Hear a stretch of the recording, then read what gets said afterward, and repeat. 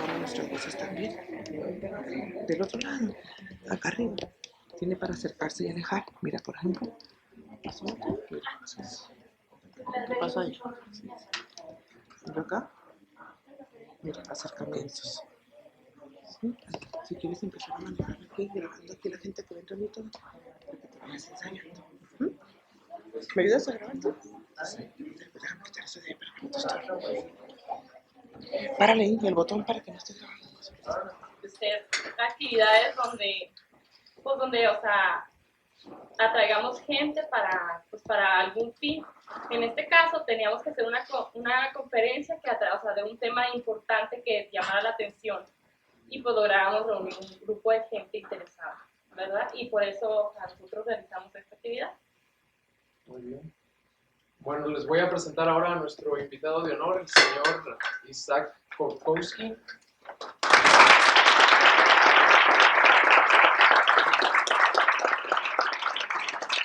Les voy a dar una breve introducción para que se ubiquen sobre el tema respecto al cual él nos va a hablar. Al final va a haber una sesión de preguntas y respuestas, pero es muy importante aclarar una cosa. Él va a hablar de su experiencia personal, que es fascinante. Ustedes la van a apreciar por ustedes mismos en unos momentos. Su experiencia personal ocurrió más en el Holocausto ruso que en el alemán. Para que no hagan preguntas si acaban de ver la lista de Schindler o cualquier otra película. Él no estuvo en los campos de concentración nazis, estuvo en campos de concentración rusos. Y conoce mucho también del Holocausto alemán. Tiene personas queridas, seres queridos que fallecieron desgraciadamente en esos que ustedes vieron en las películas, etc. Y les puede hablar también sobre eso, pero básicamente va a hablar de las experiencias que él pasó al dejar su país natal de Polonia, en la ciudad de Varsovia, cuando Hitler invadió Polonia. Ahí se puede decir inicia su saga y los azares del destino, que es el título de su libro.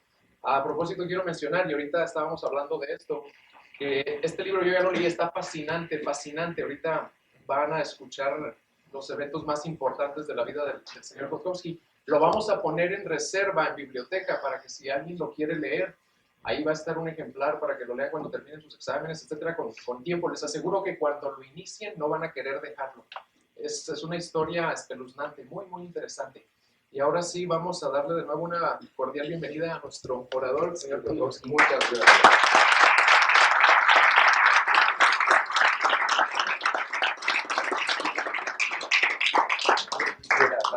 Gracias por darme esta oportunidad. Al contrario, es un honor. No, muchas veces en mi vida he tenido esta oportunidad. Sobre el ejército hablaba yo a los soldados, etcétera. Pero esta es una grata oportunidad para mí de convivir especialmente con la gente joven. Dice que desde 1939 no se le daba la oportunidad de hablarle a un grupo así. Fíjense nada más. Adelante. Así es. Sobre mis memorias, porque así vamos, siguiendo mis memorias me va a ser más fácil de explicar de qué se trata. Como saben ustedes, seguro lo han leído, en 1939 Hitler o Alemania invadió a Polonia. La guerra duró 40 y no vamos a ir haciendo historias largas porque nos va a faltar el tiempo. Pero todos saben que la Segunda Guerra Mundial empezó por invadir Alemania a Polonia. Desde luego, con toda la bravura de los polacos y todo lo que se ha escuchado de cosas heroicas, etc., esto fue una guerra que ellos llamaron Blitzkrieg, que es relámpago, yo creo en español, ¿no? Relámpago. Acabaron con Polonia en 40 días. Aquí empezó la tragedia más grande de la humanidad, yo creo que se puede decir que fue la guerra más cruel que en la historia del mundo se ha oído. Entonces, en esta Varsovia ya ocupada por los alemanes, yo decidí, después de 15, 20 días viviendo con los alemanes, decidí que yo tengo que dejar Polonia, y desde el principio empezaban cosas que yo no pude tolerar. Y entonces, a los 17 años, porque eso fue mi edad entonces, a los 17 años de edad, acabando la escuela, lo que ustedes llaman secundaria, ¿no? Decidí dejar Polonia. Tuve que dejar a familia, tuve que dejar la vida bastante buena, escuelas, cosas. Y también tengo que mencionar, porque de eso vamos a hablar, con una idea, un ángel grande que yo tenía toda la vida de venir a México. ¿Y por qué México? Es coincidencia, ¿no? A México porque mi hermana en 1936, María Kotkowski, con el mismo nombre, llegó a México. Tengo un orgullo de decir que era una muy famosa pianista, acompañante y fue profesora del canto, conocida hasta la fecha por gente de este ambiente, ¿no? Y yo desde entonces quise venir a México, desde 1939. Me agarró la guerra, no sé qué pasó con los papeles y no pude venir. Y aquí viene la historia, otra vez vamos a regresar a lo de mi hermana. Entonces, traté de salir allá, tuve que cruzar la frontera. ¿Tú quieres que yo platique esa cosa? Claro, adelante. ¿Sabes lo que fue? No, adelante, sí, porque ellos no lo saben, va muy bien, Ah, ya. va muy bien. Ok, vamos a... Porque hasta se van a aburrir, me van a decir. Entonces, crucé después de dejar a Varsovia, nunca regresé para ver a mi familia, que fue exactamente exterminada durante los tiempos de nazis. Pasé al lado ruso. En este tiempo, aunque parecía increíble e imposible, Hitler y Stalin hicieron un pacto en 1939 y dividieron Polonia en dos, la parte rusa y parte alemana. Hasta la fecha los historiadores están preguntando por qué motivo lo hizo Hitler y por qué motivo lo hizo Stalin. Tenían motivos porque no estaban preparando para la guerra, quisieron aprovechar varias cosas.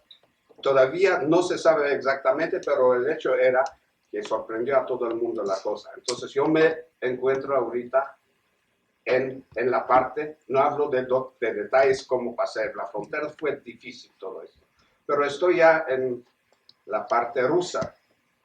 En la parte rusa estoy en una ciudad que se llama Białystok, entonces ahorita sí pertenece a Polonia, y estoy esperando, y a los 17 años, ¿qué puede un joven, aquí hay mucha gente de esta edad, ¿qué puede pensar un joven en ese momento? ¿Qué hacer? Encontré a mi amigo, entre otros amigos, me trataron de convencer de que hay que ir a Rusia, buscar otros horizontes y punto. Nunca me gustaba la idea de estar en Rusia y como bien decidí de dejar Varsovia para que no me maten, decidí en una forma absolutamente incorrecta de regresar a la casa, de regreso. Y eso fue mi decisión. Me agarraron en la frontera los rusos y me metieron al bote. Esta vez, al bote. Sí, muy bien. Mira, ¿qué va a hacer?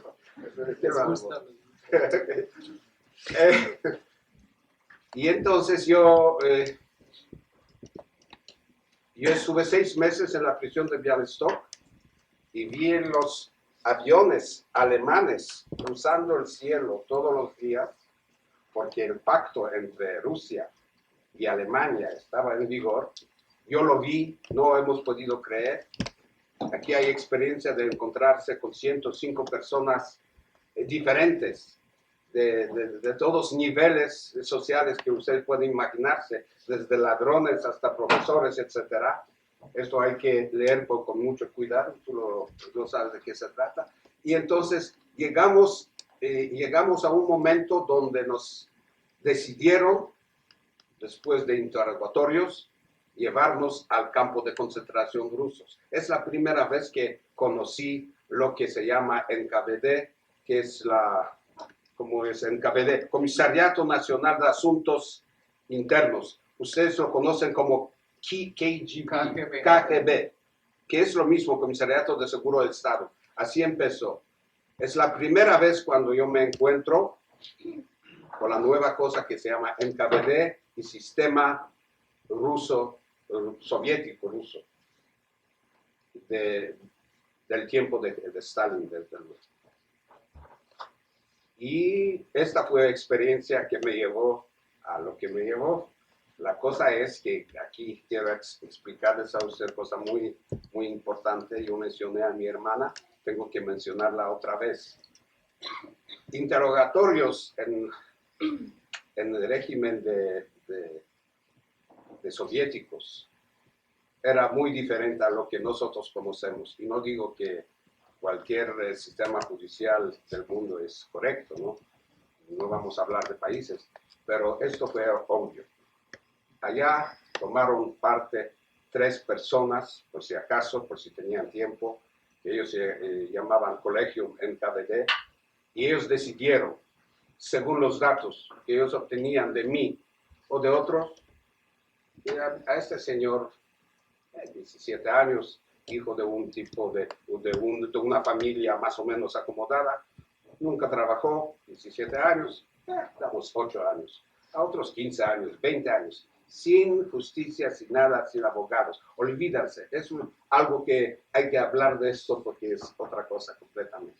Pero, y me dieron 8 años diciendo que mi hermana era en México, encontraron conmigo los recortes de periódicos que yo con mucho orgullo tenía conmigo, que tengo hermana en México, que es una famosa pianista, y ¿por qué no? Pues me acusaron de trotskista, porque Trotsky en ese tiempo estaba en México. Entonces fue fácil. Y no es porque ellos no sabían sí o no, esto no tenía ni importancia, porque nomás decían lo que les gustaba la cosa y cómo que les gustaba, y así fue.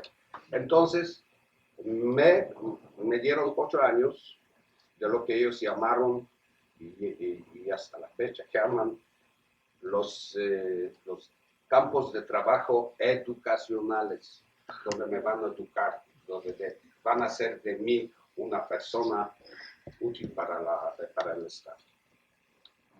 De allá nos llevaron a Archangelsk, un puerto muy importante del norte sobre la salida Mar Blanco. De allá nos llevaron a Naryan Mar, es un puerto nuevo, soviético se puede decir.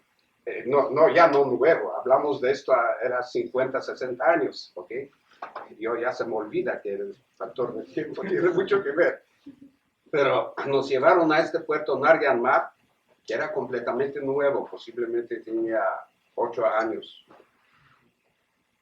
Eso al salida de río Pechora, al Mar Blanco.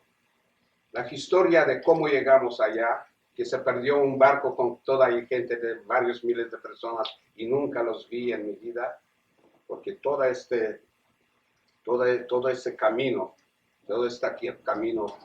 estuvo lleno de unas tragedias increíbles, de un sufrimiento que uno no puede imaginarse. Ni ninguna película que yo en mi juventud vi de Hollywood pudo compararse, la verdad. Y entonces llegamos a Naryan Mar. De Naryan Mar, por la Piechora, un barco nos llevó a un campo de concentración que tuvimos que hacer nosotros, porque caminamos unos 75 kilómetros. Yo lo llamo la marcha de muerte, ¿no? Llegamos a un lugar después de estar completamente acabados, ¿no? Sin fuerza, sin nada. Y uno de los comandantes allá dijo, ¿ves? ¿Ven? Esto es la casa de ustedes. Aquí empiecen su colonia. Nieve y nada más, 60 bajo cero, nieve.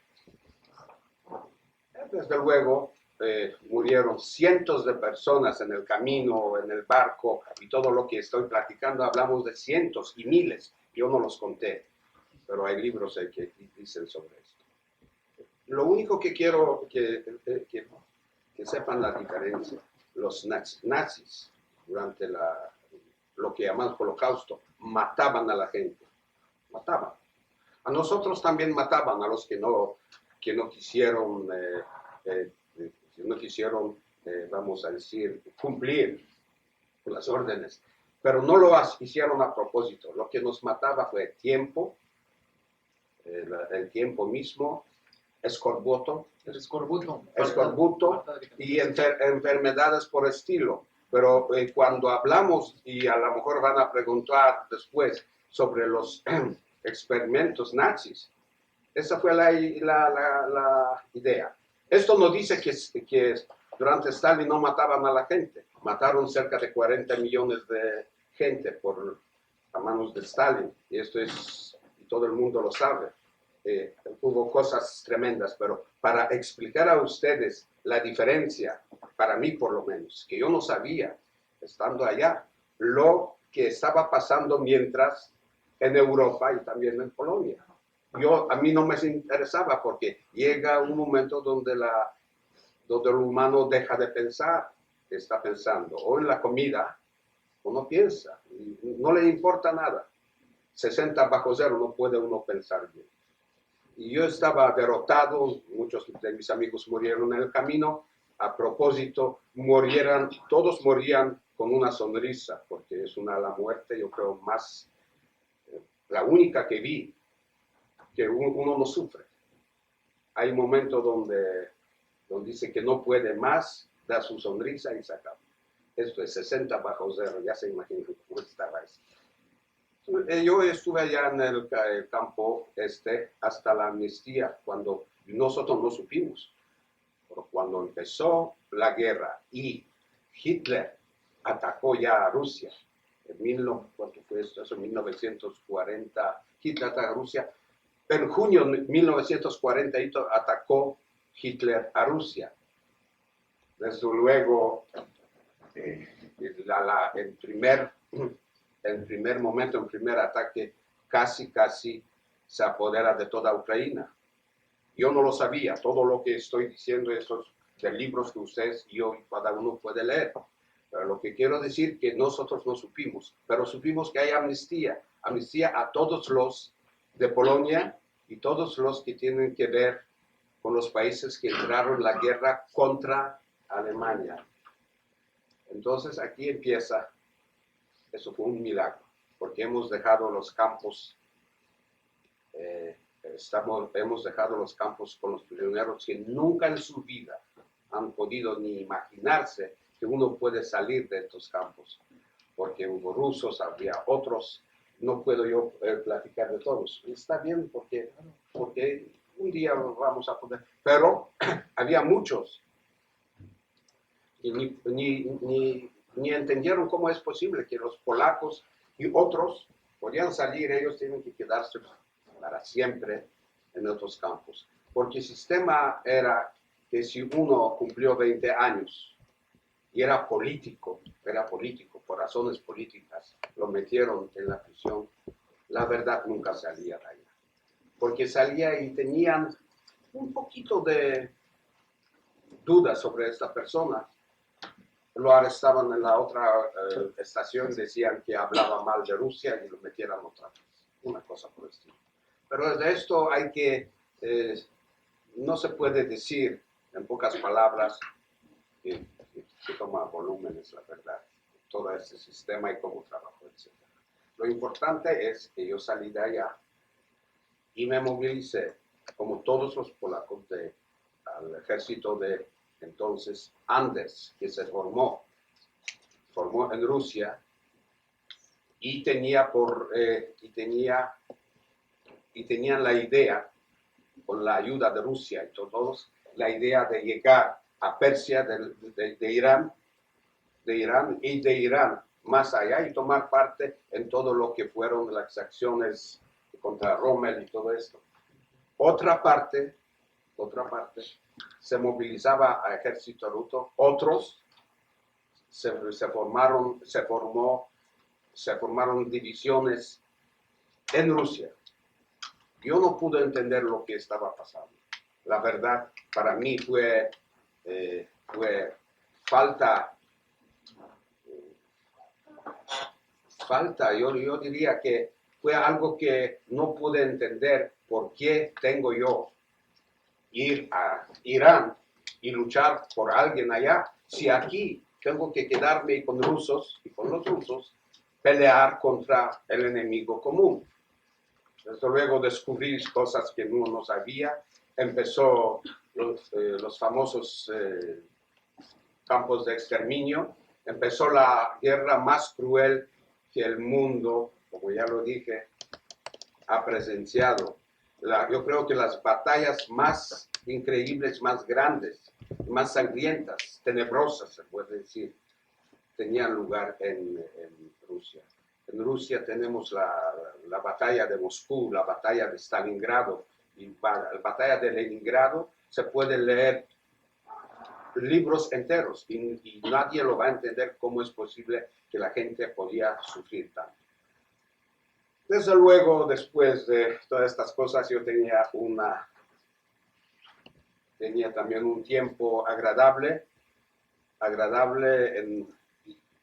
en aspecto personal, que he podido salir de todo esto, lo que es ejército Anders, de donde yo escapé, la verdad, porque no me gustó la forma como ellos trataron a minorías, entre ellos judíos. Y después empecé de moverse. No tenía que comprar boletos, fue un caos. No se sabía de dónde era la gente huye, si de Moscú a Asia. Y hablando de países asiáticos, hablamos de Kazajstán, Tayikistán, Uzbekistán y todo esto. Esta parte de Rusia, que mucha gente no conoce, ahorita los conocen más porque otra vez empiezan problemas en estos países, en estos estados, como Kazajstán. Kazajstán es la tercera, el estado que tenía y tiene hasta la fecha las armas nucleares. Rusia, Ucrania y Kazajstán. Así que otra vez hablamos. La historia de Rusia y mi historia se repite otra vez, porque le interesa a mucha gente saber primero qué era Rusia y qué experiencia de una persona como yo. Yo no soy ni historiador, ni soy ni profesor, pero yo lo escribo porque mi interés era dejar algo de mí durante esta huida o de esta vida que yo voy a llevar. Que existía un tal Kotkovsky que sufrió en Siberia, que si un día alguien va a poder hablar de mí, fue fantasía. Pero esta fantasía llegó hasta que dejé con ejército polaco, dejé Polonia y me moví allá hacia Polonia de regreso, cuando ya avanzaba la guerra y se convirtió de defensa al ataque contra la Alemania. Ya tenía la oportunidad, la primera vez, de escribir 5 o 10 hojas de este tamaño sobre mi vida. Y dije a mis amigos que si algo me pasa en la acción, favor de mandar estas 5 hojas, a mi tío en París, porque yo recordaba su adres, su nombre, etc. Y así empezó la historia de mis memorias, con estos 5 papelitos. Entonces, llego a Polonia,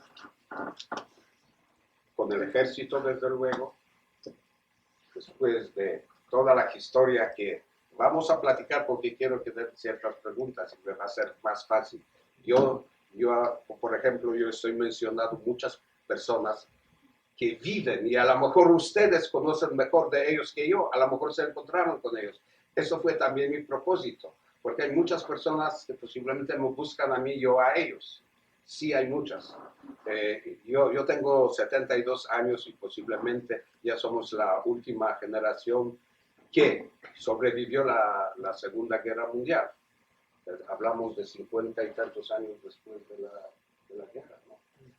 Entonces, pero sí creo, y sí hubo personas como yo en mi edad, seguro andan o posiblemente buscan o tienen hijos, y yo les podía decir muchas cosas, porque yo vi muchas personas como morían, o yo los quise ayudar, o sé dónde están sus cadáveres y cosas por el estilo.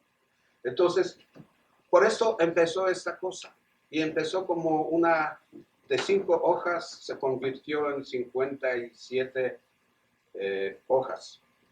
Esto fue la famosa primera edición. Nunca pensé que voy a tener tanto privilegio ver a ustedes y poder hablarles. Y entonces, de 57 hojas, ¿cómo les voy a explicar? Pero tengo que decir, eso fue muy importante para mí, porque yo me quedé un solo Kotkowski de toda la familia. Como me preguntaste tú, y es cierto, hay muy pocos Kotkowskis en el mundo. Posiblemente podemos contar en los dedos. Yo regresé a Polonia hace 7 años y quise ver si todavía a lo mejor alguien de la familia, etc. Y hemos llegado a la conclusión que no hay Kotkowskis, y de los judíos ninguno. Los únicos Kotkowskis que están aquí son mis 2 hijos y 2 nietos, ya después de la guerra.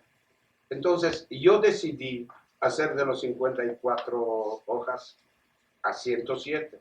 Entonces, hubo personas que me dijeron que se ven cosas increíbles en este libro. Si puedes escribir. Tengo que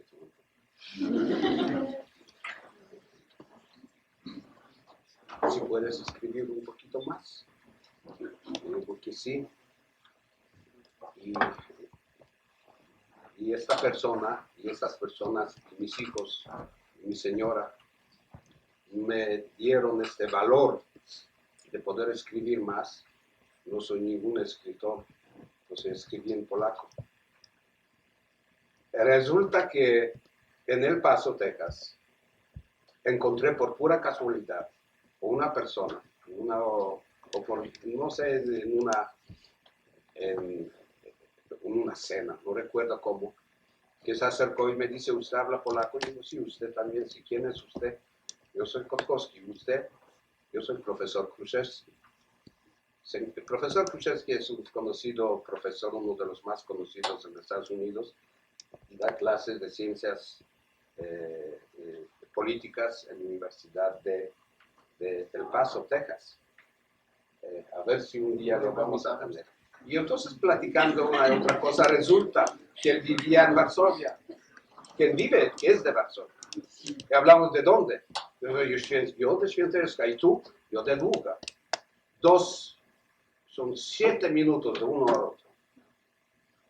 Y donde se acabó durante el tiempo de nazis, tiempo de guerra, de los guetos famosos, donde se acabó el gueto de Varsovia, por de otro lado él vivía. Y él era presente en todo lo que ha pasado durante esta época de nazis, etc. Este señor, yo lo encontré aquí, nos hicimos amigos, somos amigos. Y entonces yo le dije, ¿sabes qué? Yo le escribí en polaco. Mi inglés es muy malo. ¿En qué forma puedo yo? Yo te lo voy a traducir. Y él me tradujo esto de polaco a inglés. Empieza la cosa, esto tomó muchos años, no fue fácil para mí porque yo tenía que escribir, decir, etcétera, y así poco a poco, y me ayudaron. La gente me ayudó mucho, y de los 107 páginas, hay memorias de 230 y tantos que no son publicadas, y nunca he pensado que voy a estar aquí hoy para poder. Yo te digo, es una cosa muy, muy especial para mí. Entonces, hay un libro que son memorias de esta época de lo que llamo holocausto ruso. Holocausto no vamos a hablar de un solo holocausto, porque las matanzas y pogromes y guerras, no tenemos que ir muy lejos, lo estamos presenciando ahorita. Podemos tomar periódico y leer de cosas que uno no se puede imaginar que una cosa tan increíble, tan espantosa puede existir. También es holocausto. Holocausto hubo cuando mataron a los muchos holocaustos. Si vamos a ir por la historia, siempre ha sido el hombre, dice el proverbio, hombre al hombre era el lobo, ¿no? Como homini lupus. Es cierto, estos instintos de hombre, irracionales, etcétera, existen hasta la fecha. Por eso, cuando hablamos de holocausto, tenemos que hablar no exactamente de holocausto porque Hollywood se le ocurrió escribir una película o hacer una película que además es buena y es verdadera, es la lista de Schindler, ¿correcto? Ese es un episodio, para mi gusto, de forma muy ligera puesto, pero bien hecha, porque Holocausto en sí es cosa de cerca de 5.800.000 y tanto, o 6 millones de gente que murió, los judíos, otros 3 millones de polacos y otros 45 millones que murieron en Segunda Guerra Mundial. Todo eso en general es un holocausto. Es una cosa que nadie se imaginaba que puede suceder. Y sucedió y está sucediendo. Con palabras de Krusevsky, él dice, estas cosas tienen que ser documentadas, porque no se trata de platicar de unos factos históricos, se trata de prevenir, si es posible, si tenemos cualquier cosa, prevenir que estas cosas no sucedan, que este balance que está entre lo positivo y negativo entre la gente, que siempre tenga más bien el lado positivo a su favor para que lo que llamamos humanidad pueda existir. Yo quisiera que hay personas aquí que leyeron este libro, o tú puedes también. Yo con mucho gusto así voy a poder. Él quiere más bien interactuar con ustedes de esta manera de preguntas y respuestas, y los voy a ubicar a grandes rasgos donde él se quedó. Nos terminó de decir que de Rusia pasó a pelear con un ejército de los aliados que eran cualquiera que estuviera en contra de Alemania. Se hacían ejércitos y les daban amnistía en donde estuvieran para pelear contra el enemigo común que era Alemania. Pues a él lo mandaron a Irán, a Kazajistán y a todos estos lugares, y de ahí también dejó ese ejército y se vino ya cuando terminó la guerra a Polonia de regreso. Ahí se encontró por azares del destino, como se llama su libro, a un cuñado de él, porque una hermana de él estaba casada cuando él dejó Polonia, o se casó al poco tiempo, y ya nunca supo de ella. Se encontró a su cuñado después de la guerra, y el cuñado le dice, tu hermana vive todavía. Y ya el destino permitió que se reencontrara con esa hermana. Después que se establecieron un poco las cosas, esta hermana se fue a Estados Unidos. Y se fue a Estados Unidos y él se fue a Israel. Después que es uno de mis hermanos. Se fue a Israel cuando ya se establecieron las cosas en Europa. Se fue a Israel, ahí conoció a la que fue su esposa, la que es su esposa. Allá nació su primer hijo, Abraham, que está aquí presente con nosotros. Ahorita los voy a presentar al final. Esto es en 1954, por allá. En el 57 se viene a México, porque recuerden que tenía a su hermana en México. Ella daba recitales en Bellas Artes. Y por cierto, me estaba diciendo el señor Krukowski que ella fue maestra de canto de César Costa, entre otros. Y se viene a México en el 57 con un hijo pequeño. En México nace su segundo hijo, que es Dorón, que aquí está con nosotros también. Y de México sale en 1979 por allá, sale de México para venirse ahora a establecerse en Estados Unidos, porque su hermana ya estaba en Nueva York. Eso le permitió a él arreglar la residencia y venirse a establecer al Paso, Texas. Y por esos mismos azares del destino, yo me vine a hacer una maestría en UTEP.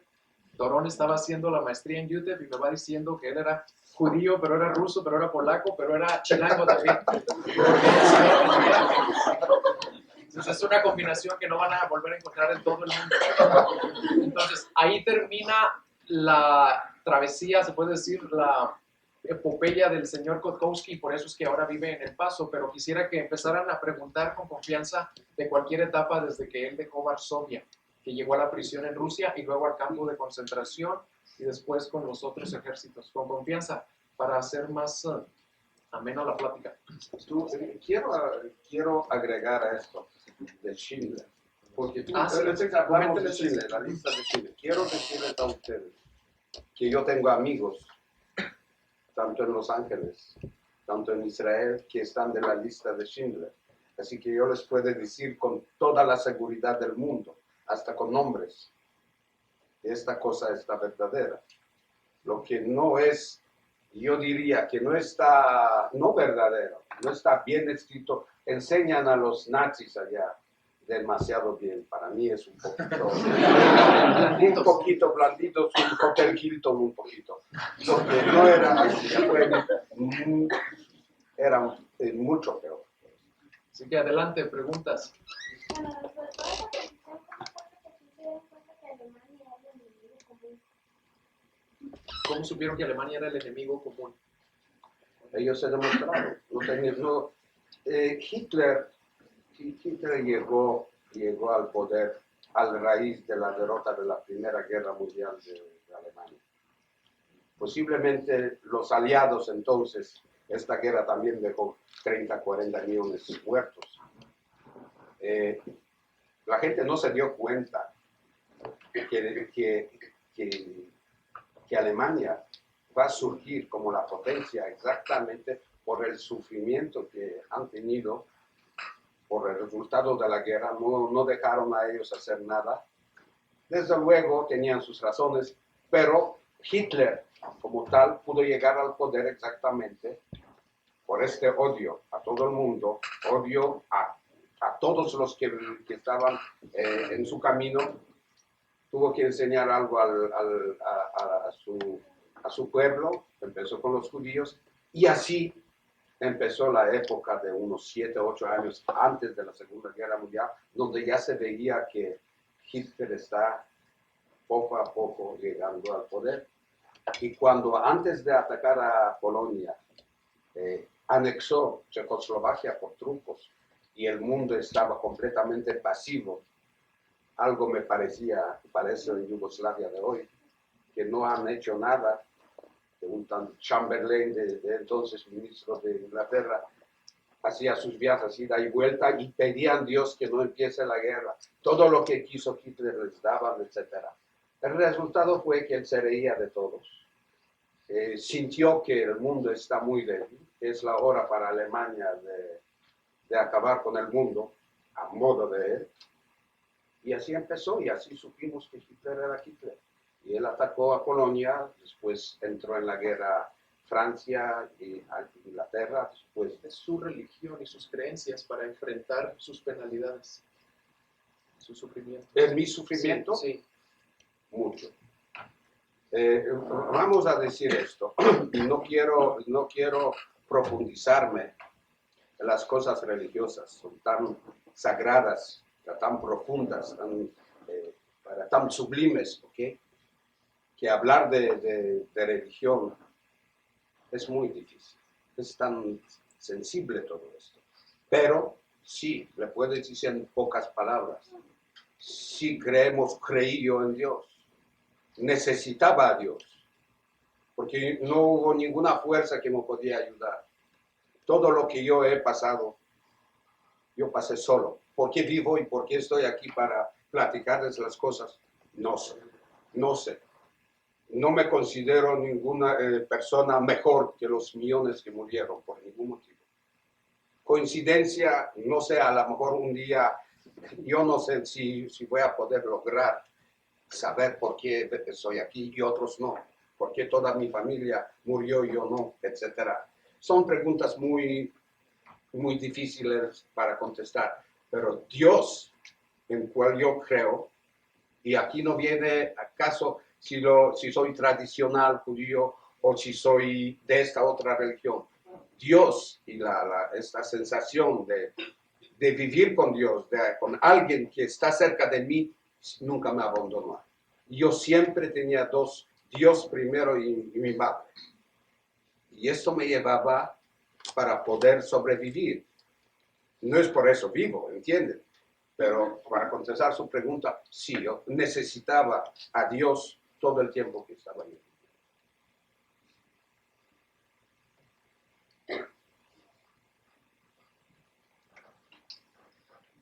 Adelante, Carlos. Bueno, cuando usted volvió a Varsovia, ¿cuál fue su primera impresión cuando volvió a ver a su ciudad natal?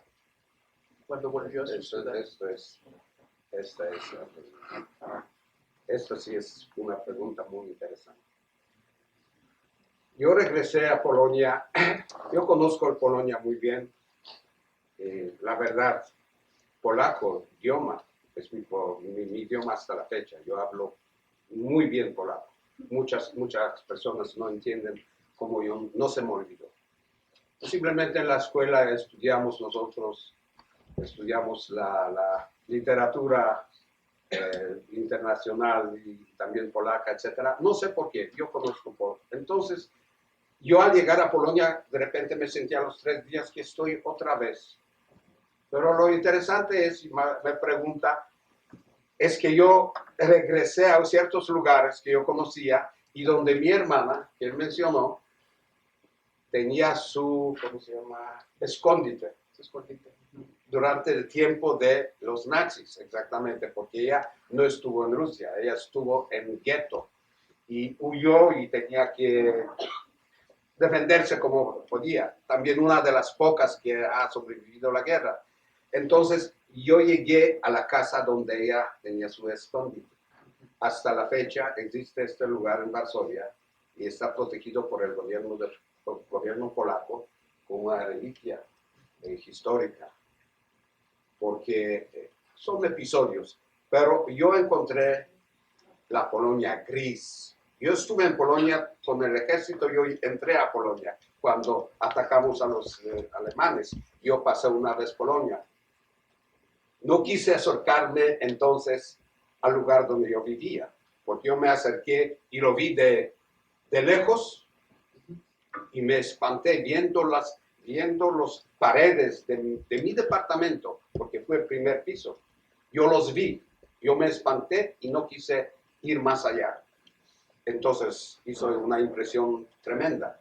Cuando regresé hace 7 años, desde luego, yo podía decir exactamente a los que me acompañaban, digo, pónganme algo sobre los ojos y yo les voy a decir sobre pasos, dónde está esto, dónde está esto. Así conocía yo estos lugares donde yo vivía. Yo lo vi muy gris, muy gris, y mi propósito era, porque es muy importante para mí, yo llegué a Polonia para ver dónde murieron, dónde fueron quemados mis padres. Es auténtico. Treblinka famosa, el campo de exterminios, 120 kilómetros de Varsovia, donde murieron, donde fueron quemados, no murieron, quemados, 800,000 personas, especialmente de Varsovia. Allá hay un, ¿cómo le diré? El gobierno polaco hizo una especie de terrenos, ¿cómo se puede decir? También reliquias, como Auschwitz y todo esto, pero en otra forma. Piedras, cada piedra significa una ciudad. Entonces entra en un bosque precioso. A veces no puede uno creer que aquí, en este lugar, pasaron cosas que pasaron.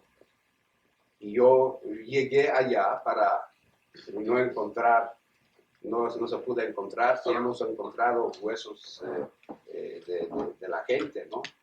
Porque estaba lloviendo y salían los huesos de vez en cuando. Entonces, esto es lo que encontré. Yo lo doné a unos museos aquí cuando regresé. Pero mi propósito era rezar, decir algo, preguntar por qué esto sucedió, estar con mi familia, llorar y regresar. Y esto fue el propósito que fui a Polonia. Pero no es porque me gustaba ir, ver lugares, etcétera. Nada. ver en forma simbólica, sentir de cerca dónde fue el lugar donde quemaron y donde mataron a mi familia. Por eso regresé a Colombia. Y no tenía muy buena, que digamos, no me sentí bien.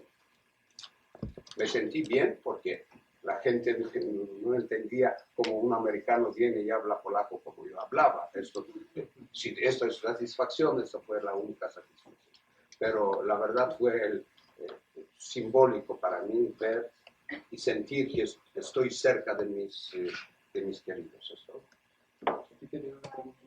Sí, en total, ¿cuánto tiempo duró usted prisionero en campos y prisiones? ¿Cuánto tiempo en total? Esto fue de 1939, 25 de diciembre empecé, hasta por todos, 40, hasta 40, ¿cuánto fue la? Hasta 41. 41 fue la amnistía, ¿no? 41. Sí. Y amnistía 115. Ya se me...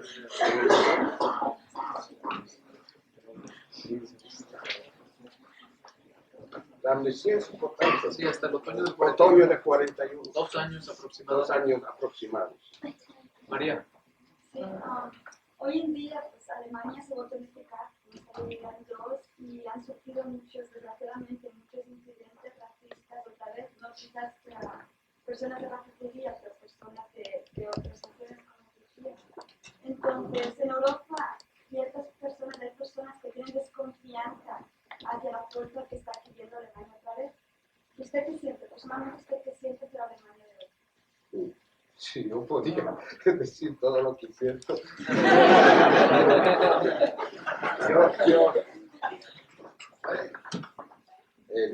¿Cómo se llama el cleansing? Estas cosas que vemos en Yugoslavia. Racismo,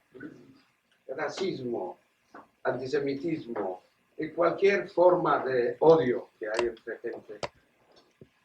Es una cosa que no veo cómo se puede erradicar fácilmente. Y yo diría, gente religiosa podría decir, es el único Dios que podía componer esta cosa. Pero hablando de la raza humana, yo no soy la persona para decir contestar con una cosa positiva. Todo lo contrario, muy negativo. Negativo porque no creo que el humano es una creación racional. ¿Verdad? Yo creo que es irracional. Actúa por los impulsos, por cosas que a veces ni animales lo tienen. ¿Me entiendes? La cosa del racismo alemán es una continuación de algo que si a una parte de alemanes sí gustaba.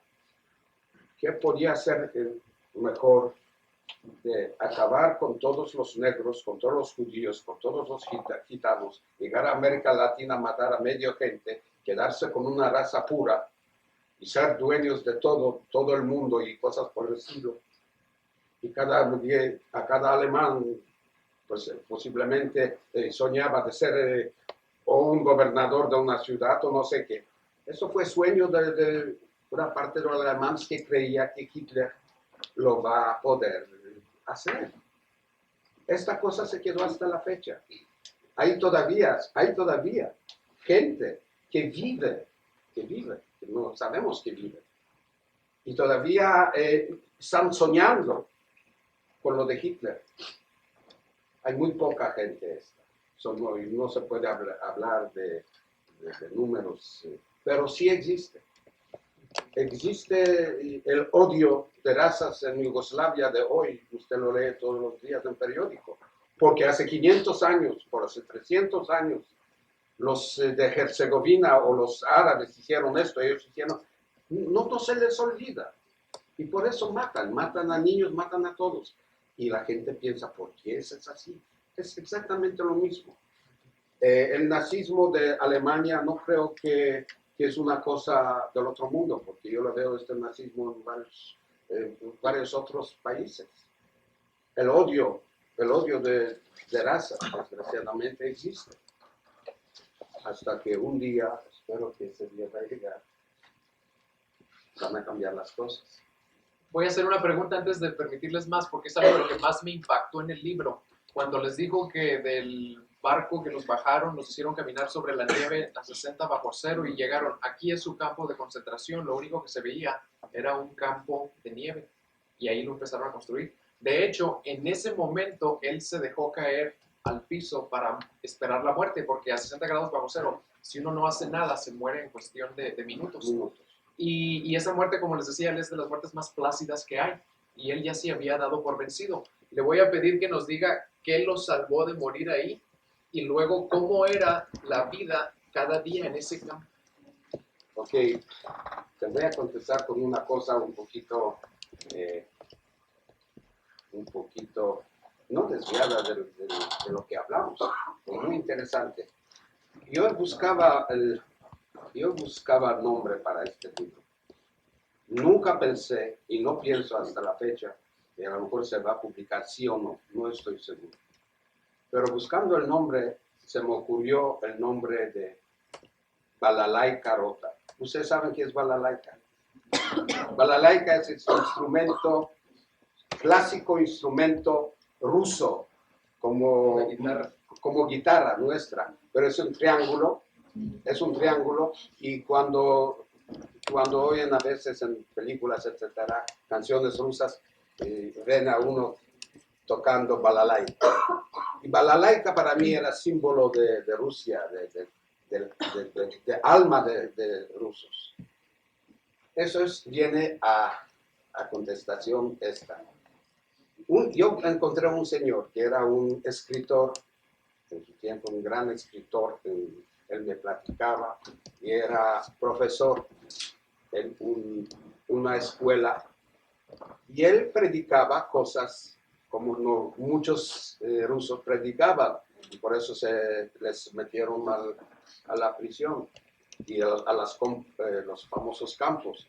Él predicaba que Rusia es una gran nación, que tenemos que ser libres y no podemos aceptar que un régimen viene para aplastarnos. Lo dijo una, dos veces, la tercera vez yo me habló porque ya lo metieron al campo. Eso fueron cosas normales. Y entonces él todo el tiempo anduvo en estos campos, desde que yo lo encontré, y hablaba a sí mismo. Y citaba a los grandes escritores rusos. Yo le escuchaba y me gustó este hombre, Dmitri. Entonces, yo me acercaba a él cada vez más y más. Y como no quiere la cosa, él me salvó la vida. Porque en un momento dado, cuando yo me quedé completamente, yo no quise vivir. Lo único que quise es morir, como vi morir a otras personas en esta famosa marcha de muerte. Y cuando yo me caí y la gente empezaba a hacer fuego y se defendía y unos morían, otros no, yo cerré los ojos, dijo adiós. Entonces es cuando, no lo dije adiós, pero pensé adiós, además ya sabía lo que es adiós en estos tiempos. Y entonces se acercó Dmitri y con las botas me dio y dice, no es tiempo para morir, es demasiado joven para morir. Yo te voy a enseñar cómo los rusos, nosotros templados por todos los sufrimientos y todo esto, cómo podemos sobrevivir.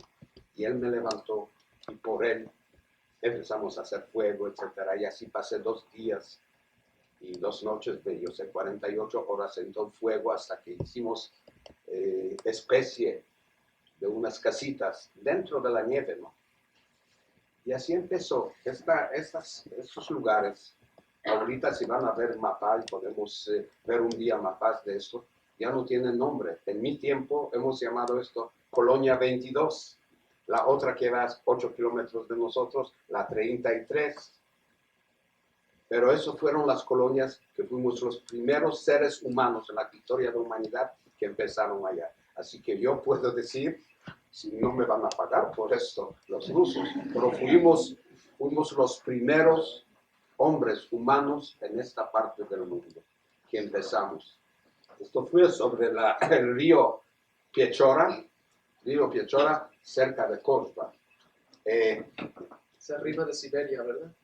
¿Sabe qué? Yo también cometí error en las primeras soluciones. Porque yo siempre he dicho que Siberia es Siberia.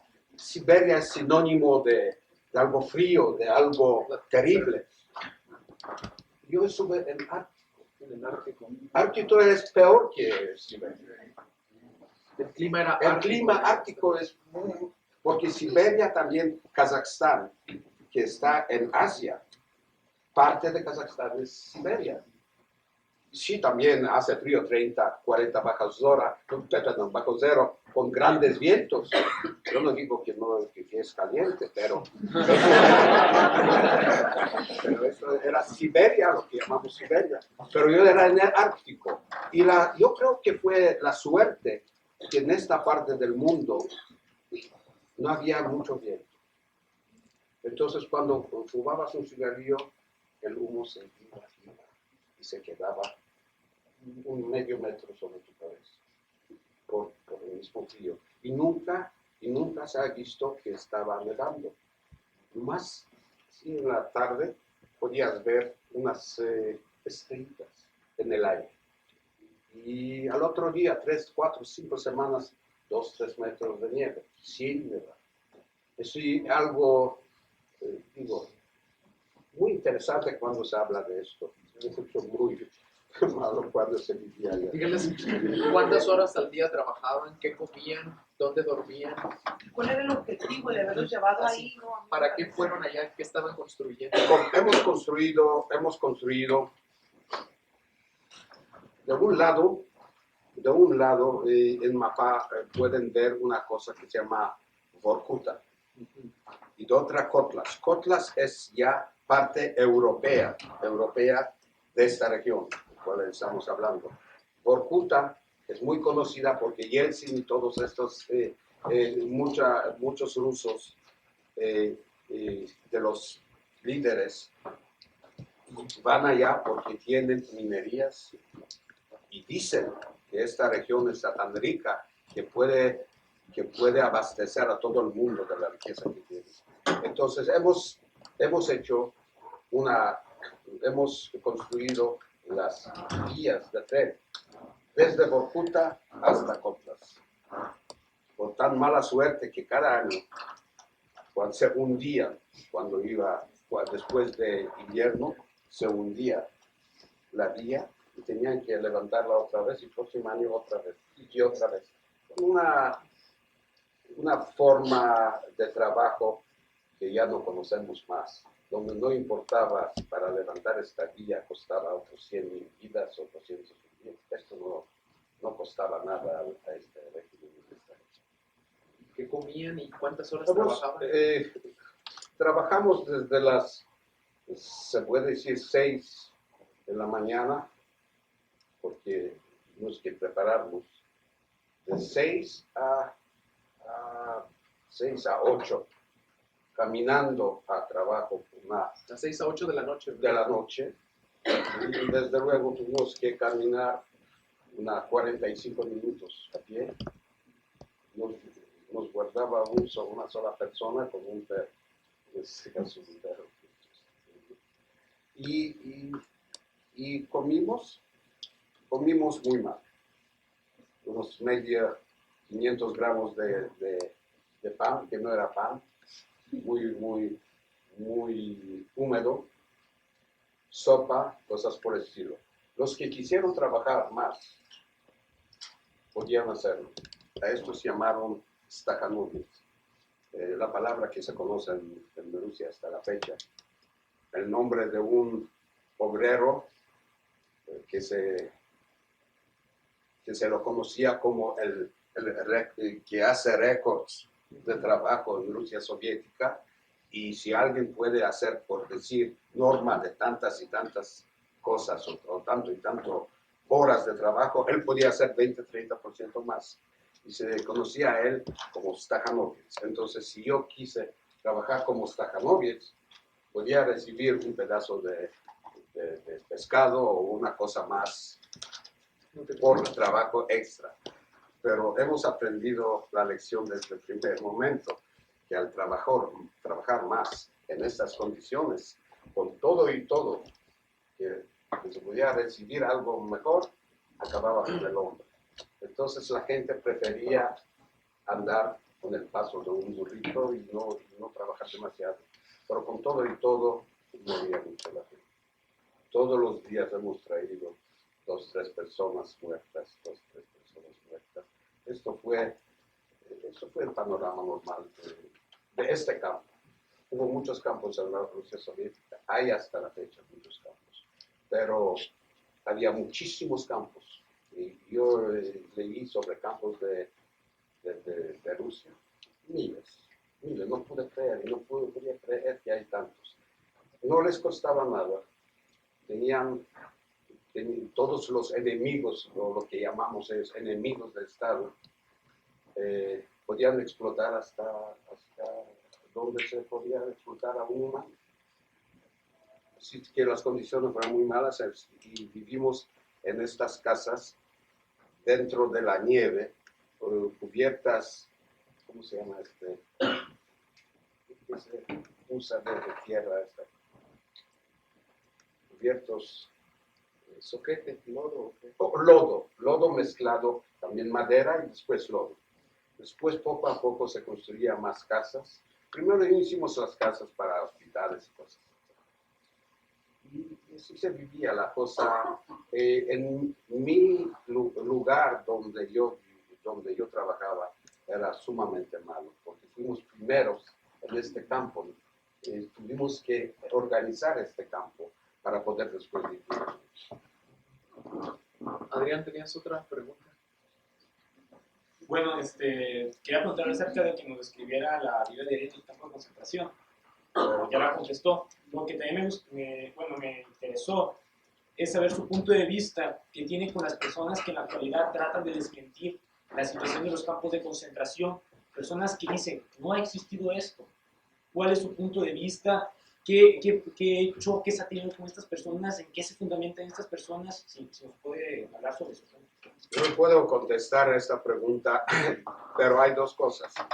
Hablando de los campos de concentración rusos, nadie puede desmentir porque los mismos rusos ahorita te lo dicen perfectamente bien, en qué lugar y cómo. Todo lo que yo les cuento, ellos mismos les cuentan.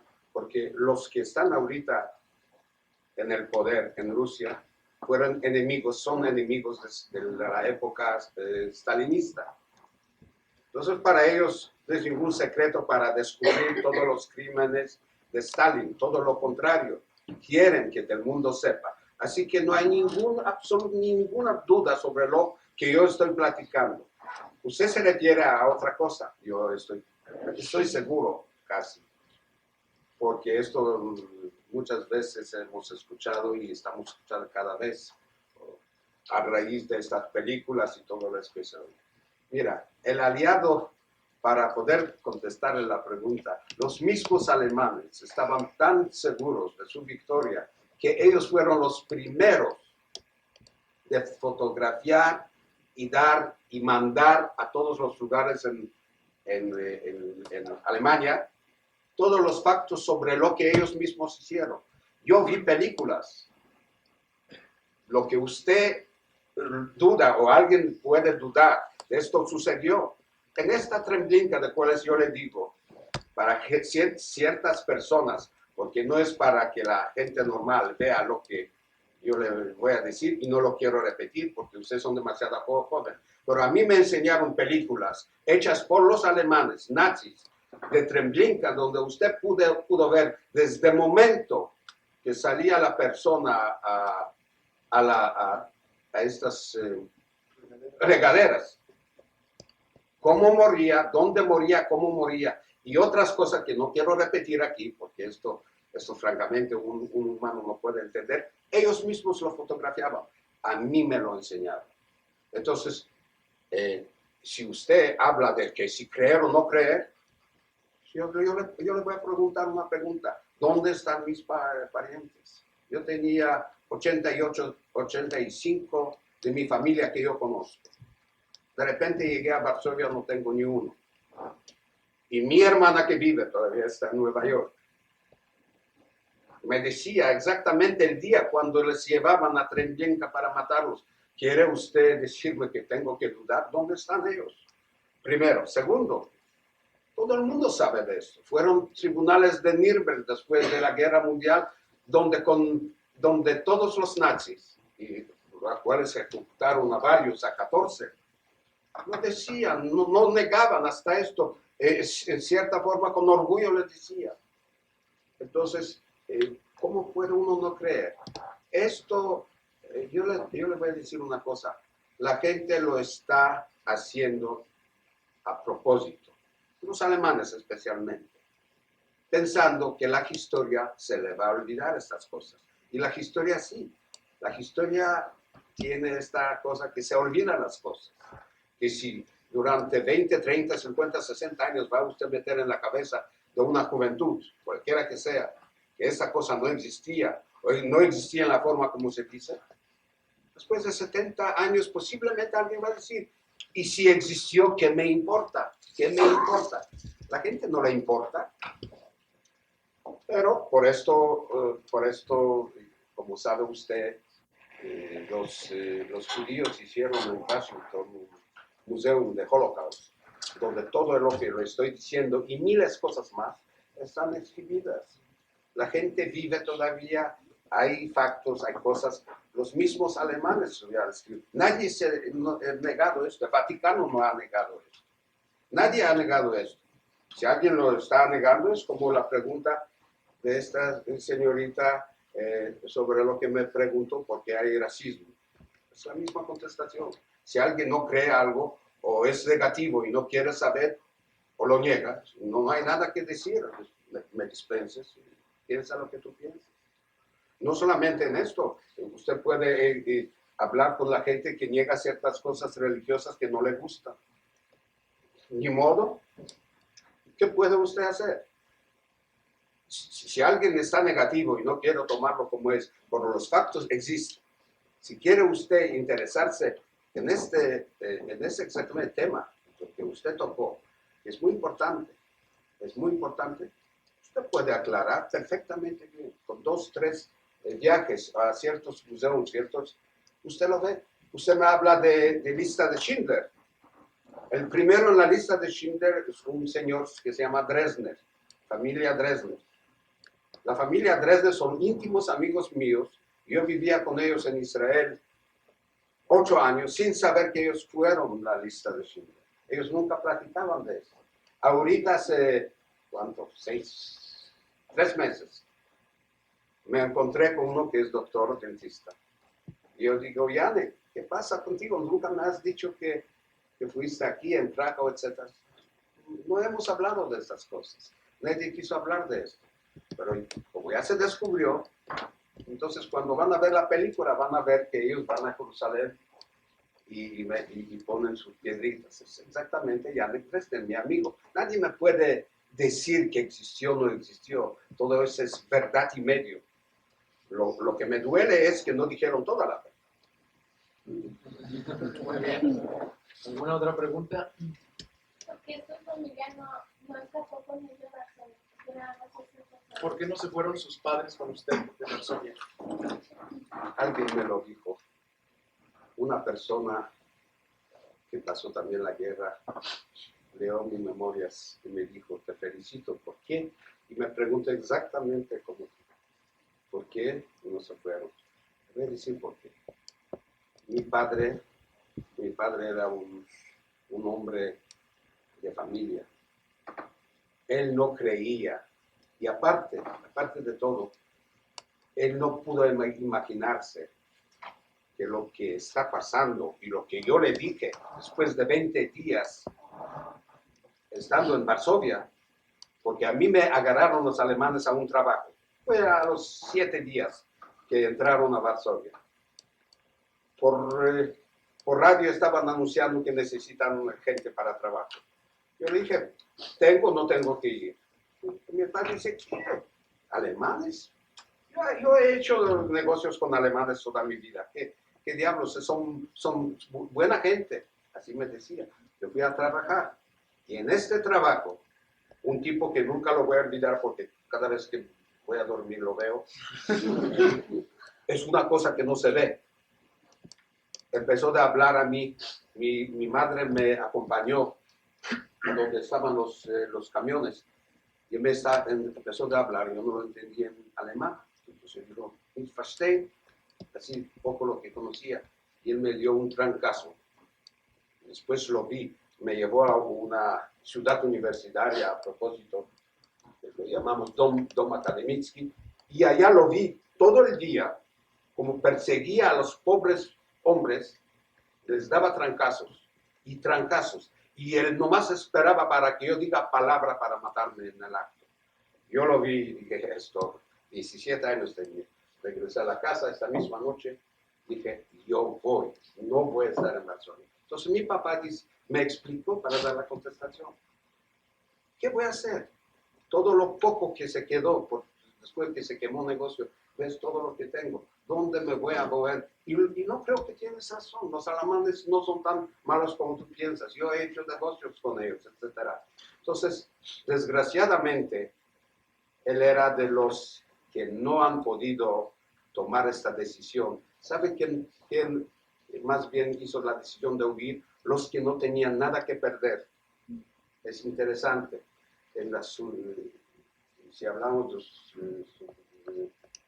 de la gente que pudo sobrevivir a la guerra, yo he visto gente que no tenía ningunos lazos con la familia o no tenían ninguna cosa que lo unía, ni negocios, ni cosas.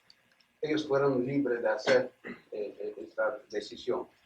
Yo de naturaleza soy muy inquieto y esta cosa yo no podía tolerar, porque no que soy bravo, ni nada menos, pero yo si otra vez me pasaría lo mismo, yo tendría que hacer algo contra esta alemana. Entonces, si yo me atrevería a darle un golpe, eso es final. No tengo que decir. Y si me agarran con la familia, me matan toda la familia. Entonces mi papá no era el tipo a poder decidir, dejo la familia, dejo lo poco que tengo, dejo mi casa y me voy. No era de este tipo de gente. Muchos como él se quedaron, desgraciadamente. Entre ellos también mi hermana, que vive ahorita en Nueva York, con su marido. Sí pasaron la guerra en el gueto, lo que llamamos, que oyeron de los guetos. Después, cuando se quemó la Varsovia, entonces huyeron, se escondían durante la guerra y así salieron vivos de todo esto, lo que llamamos holocausto. Bueno, ¿cuál es su opinión acerca de lo que está pasando en estos momentos en Bosnia, en Yugoslavia? ¿Cómo la ONU y los Estados Unidos está pasando esto desde hace como año y fracción y no han hecho nada acerca de esto hasta hace pocos meses? ¿Por qué cree usted que se han tardado tanto en reaccionar ante esta situación? Yo podía dar analogía a lo que pasó con Hitler en 1936, 37, 8 hasta la guerra, la Segunda Guerra Mundial. La gente no quiso entrar en una guerra tan sencillo.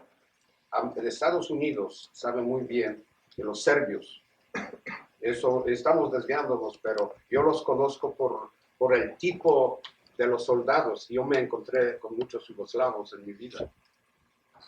Y los yugoslavos fueron los guerrilleros más feroces durante la Segunda Guerra Mundial. Para decirle algo, los alemanes les temían más que cualquier otro. Rusos, polacos, pero especialmente yugoslavos. Fueron guerrillas tan feroces que los alemanes temblaban cuando tenían que entrar en el campo de ellos. Nadie quiere empezar la guerra con esta clase de gente, porque esta gente está acostumbrada a luchar y pelear hasta último, así como los rusos, entre nos. Los rusos han enseñado cosas de bravura extrema durante esta Segunda Guerra Mundial. que si parece a nosotros, los que somos de este lado, que los americanos hicieron grandes cosas, etcétera, etcétera, qué bien. Todos luchaban y cada uno hace lo suyo. Pero como luchaban exactamente los eslovacos, yo los llamo rusos, yugoslavos, serbios estos, checoslovacos, nadie ha luchado tanto.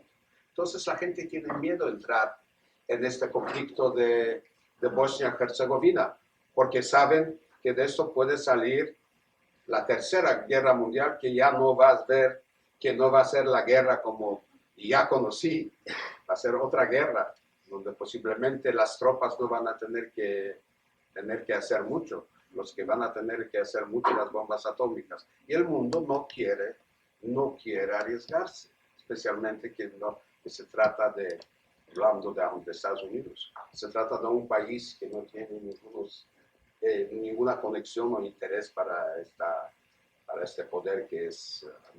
a Irak sí entraron, porque dicen, por el petróleo, ¿no? Ellos no tienen ningún interés y no quieren arriesgar la vida de sus soldados y también del paz mundial, lo que ellos llaman. Lo mismo en África hoy, donde matan todos los días miles de personas. Apenas están pensando a ver qué debemos hacer o si se debe hacer o no. No se puede cambiar. Desgraciadamente ustedes son jóvenes, pero yo lo he practicado en mi vida. No se puede cambiar ciertas cosas, son lamentables. Lo tomamos así como son. 2 preguntas más. ¿Cómo fue el encuentro con su cuñado y posteriormente con su hermano? Sí, ¿cómo lo encontró así? Es interesante. Es interesante.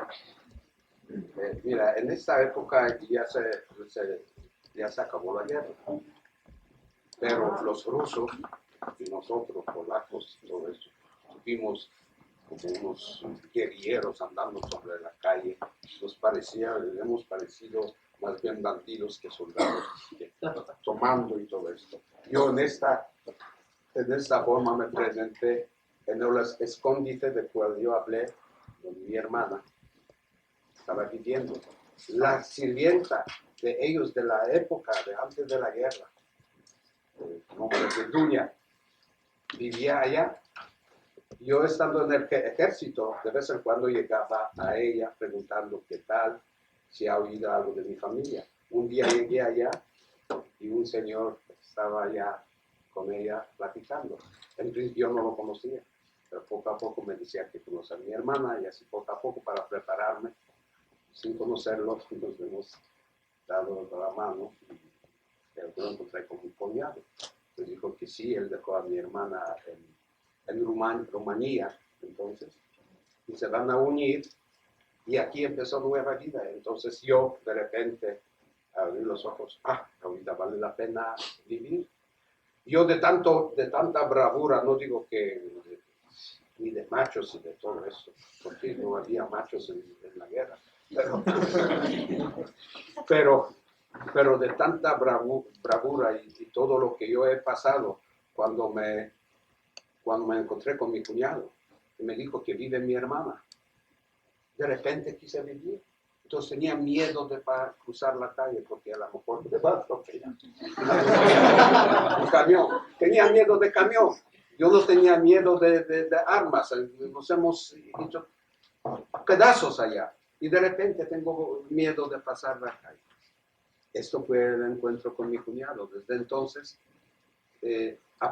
empecé a apreciar lo que es la vida, que a lo mejor alguien más va a vivir. Desgraciadamente, aparte de mi hermana María de México, y de mi hermana Anya, que todavía vive ahorita en Nueva York, no encontré a nadie. Pero sí surgió después de años nueva generación. Tengo 2 hermanos, 2 hijos, 2 hijos, 2 nietos. Y estos son los Kotkowskis. Y así mi sueño de seguir como Kotkowski de Varsovia se ha cumplido. Una pregunta más, Carlos. Usted como polaco, ¿cuál es su visión con respecto a uno de los peores campos que existió de exterminio, que es Auschwitz? ¿Qué visión tiene ese campo? ¿Qué visión, qué impresión sí, de Auschwitz? Yo le voy a decir, hay una cosa muy interesante en Auschwitz, Auschwitz que llamamos nosotros. Si va a Polonia y va a Auschwitz, se va a encontrar con un campo de concentración con todo como existía, ¿no? Con todas sus cámaras de gas y donde quemaban los cadáveres y todo esto. Es también contestación a lo que existía, no existía. Hay sin número de documentos sobre esto, hasta cifras hechas por los alemanes, cuántos a diario estaban quemando. Hay una polémica, porque los polacos, hablo de polacos de católicos, dicen que murieron más polacos, o más bien de la misma forma como judíos en Auschwitz. La verdad es que 70% murieron judíos, gitanos, otras naciones y, por ejemplo, un 25-30%. Hubo choques sobre este asunto entre la Iglesia Católica y los de Jerusalén, de los judíos, porque los judíos no quisieron permitir que en Auschwitz, que para ellos es un lugar sagrado, ¿no? Más bien de tumbas, de una ciudad de muerte, que no se pongan cosas religiosas de otra fe. Fueron choques que yo poco a poco se ha arreglado porque hay tendencia muy positiva de parte del Vaticano ahorita sobre todo el asunto del Holocausto y todo esto. Pero Auschwitz sí existe y lo puede usted ver con toda su puerta donde dice que el trabajo hace feliz al hombre, con toda la cosa, crematorios, etc. Hay tantos libros sobre esto. Hay libros de los mismos alemanes. Hay libros, no solamente libros, hay entrevistas de los hijos de los más famosos nazis. No sé si ustedes tenían oportunidad de ver películas donde se entrevistan los hijos de los nazis más crueles con los hijos de los judíos y platican uno con otro, de Bormann, de Eichmann, de todos estos, de Ribbentrop, de los que murieron en tribunales de Nürnberg, 14 de ellos condenados a muerte, ¿no? Y están entrevistándose, ¿qué piensa la juventud? Que es tan fácil convertir a una alma inocente, un niño que nace de una familia judía o católica o turca o árabe. Usted lo puede convertir todo el tiempo que eres chico para que odie a una raza o a otra, porque él no sabe de otra cosa. Usted lo está encauzando a una cosa y si le mete en la cabeza, por eso llegaron las famosas Hitlerjugend, que son la juventud de Hitler. Él los hizo. Es una fabricación, es una forma de hacer de una alma inocente a una criatura que empieza a odiar. Y esto podemos hacer con todos. Depende de dónde viven. Porque un niño no sabe. Usted le da la educación.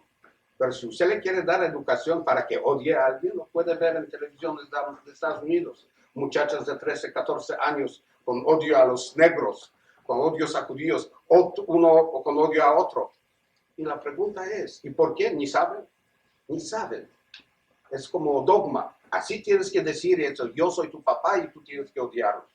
En esta forma se han creado la juventud hitleriana, como se formó la juventud staliniana. Stalin tenía los que se llamaban Komsomol.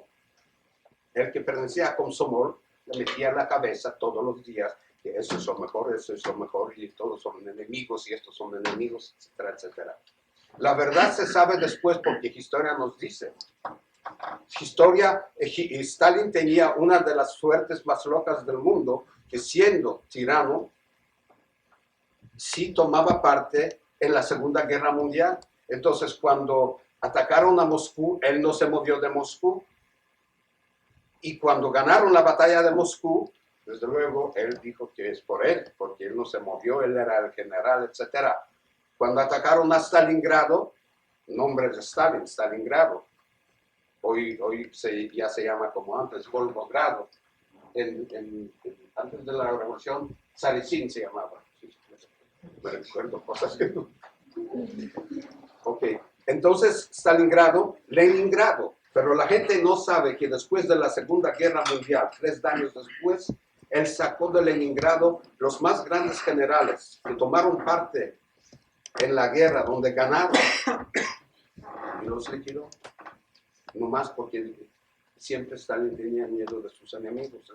Liquidaba a la gente, no le importaba uno o dos, a todos los que pensaba que pueden ser los inocentes o no. Uno de estos, yo no era enemigo verdadero, pero ellos no se medían, no le importaba que un colegio me encabecé, como yo empecé, me dio 8 años de prisión. Yo no los vi, yo les pregunté, estaban muy amables. En una ocasión sacó la pistola para decir, si no vas a decir la verdad, te voy a matar. Me vas a matar, pero déjame escribir la carta a mis papás. Yo todavía, con esta inocencia de tiempos de antes de la guerra, digo, déjame escribir una carta. Digo, ¿qué carta? Después amanezándome, después dijo, no. Yo digo, ¿sabes qué? No tienes que preocuparse. Te va a ir bien en Rusia soviética. Así me dijo. Pero dígame, ¿qué habla la gente en la celda esta donde estás? Hablan de política para usarme como un informador. No, hablan de música, de poesía y todo. Yo ya me prepararon, que no debo yo hablar. ¿Y de qué voy a hablar? Que la gente hablaba solamente del pan. Y de no quiero decir los animalitos que andaban sobre nosotros. Entonces, esto fue la cosa, el sistema. Sistemas existen, sistemas hay todavía hoy. Las matanzas en masa existen hoy también. Nada nuevo ha cambiado. Pero sistema del gobierno, esto sí. ¿Por qué se habla de holocausto como tal, como lo conocemos o que se habla tanto? Porque fue una organización del Estado. El Estado mismo hizo las leyes para liquidar a cierta raza o cierta población. Nunca se ha oído esto. En Yugoslavia, por ejemplo, los serbios pertenecen a lo que llamamos Yugoslavia, de Belgrado. Belgrado se lava las manos, nosotros no sabemos nada. Son serbios. Pero si no, los serbios son de la Bosnia y Herzegovina. Ellos hacen lo que llamamos cleansing, ¿no? La limpieza de las razas. Pero los de Belgrado dicen, nosotros no sabemos nada de esto. Entonces, estas cosas siempre han existido y existen. Y este racismo del cual les hablamos en Alemania y todo esto, es la misma cosa. Eso es un episodio de una persona de tantos miles, millones, que no puede ni decir nada, ni escribir nada, ni dar un relato de lo que verdaderamente ha pasado. Pero yo creo que varios libros que yo he leído, el libro mío, si puede ayudar en algo, o puede aclarar ciertas cosas de cierta época, para que la juventud entienda, no digo todo, sin aburrirse, un poquito de lo que ha pasado en esta época de la Segunda Guerra Mundial, empezando en 1939 hasta 45, y después, porque tuvimos la Guerra Fría, y ya ustedes ya presenciaron la decadencia de Rusia soviética, la misma Rusia que estaba amenazando todo el mundo, todos los problemas que surgieron, falta de balance ahorita en el mundo, posiblemente hasta el sufrimiento de muchas naciones en el mundo por lo mismo que ha pasado. Todo esto es una continuidad de historia, entiendo yo. Muy bien, pues le queremos dar gracias al señor Kotkowski por acompañarnos esta tarde. Les pido un caluroso aplauso.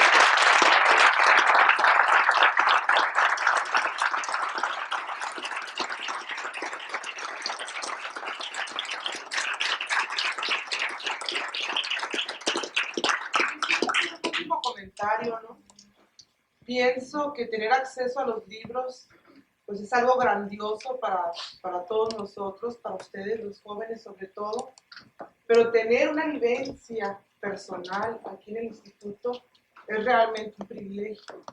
Entonces yo de manera muy, muy especial quiero agradecerle que haya estado con nosotros. Profesora. Creo que es algo muy, muy valioso para nosotros, para nuestras materias, y sobre todo es una manera de no permitir que la historia se olvide, de que no debemos permitir nosotros que la historia quede como tal, sino que tenemos que estar cada día viviéndola para que no se vuelvan a repetir estos hechos, ¿sí? Entonces, muchas gracias por esta. Como les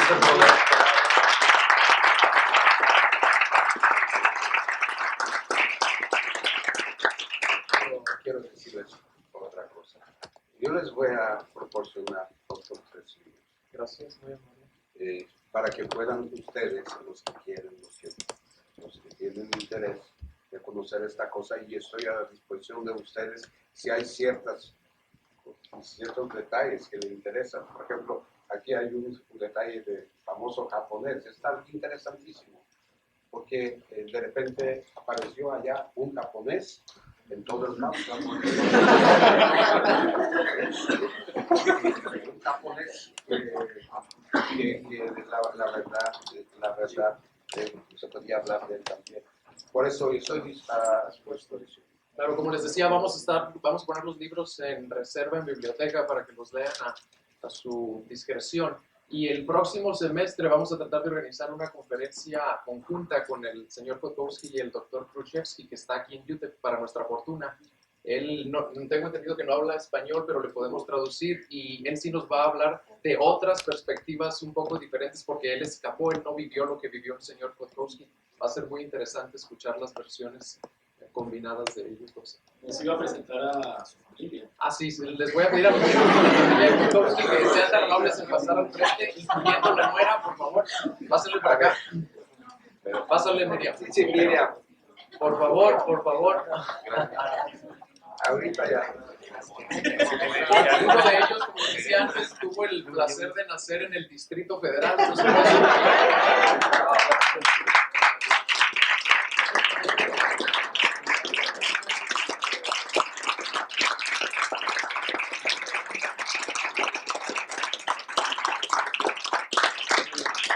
Fue la que me alentó, no quise decir en principio, ella fue la que me alentó para escribir.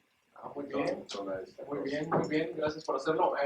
El hijo mayor es Abraham Kotkowski, el hijo, bueno, su esposa es la señora Miriam Vaca de Kotkowski, y el hijo menor es Doron Kotkowski, y él ha dado clases aquí de maestro de cátedra, y es muy posible que se reincorpore con nosotros para otra clase en el futuro. Pero él no sabe tanto como su papá, así que gracias por su atención.